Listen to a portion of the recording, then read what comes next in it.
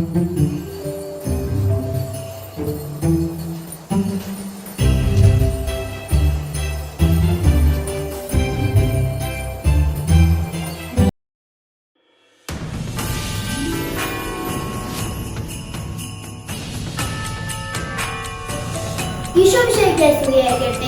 ഇന്ന് December 13.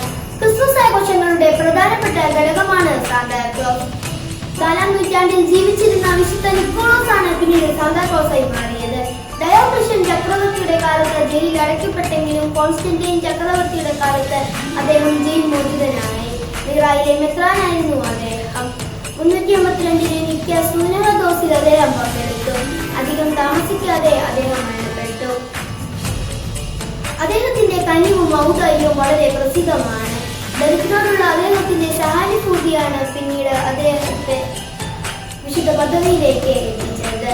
ഇല്ലാത്തവരെ തെരഞ്ഞുപിടിച്ച് Christmas സമ്മാനങ്ങൾ വിതരണം ചെയ്യുന്ന പതിവ് അദ്ദേഹത്തിന്റെ കാലഘട്ടത്തിലാണ് ആരംഭിച്ചത്. നമുക്കും അലിവും ഔദാര്യവും നിറഞ്ഞവരാകാം.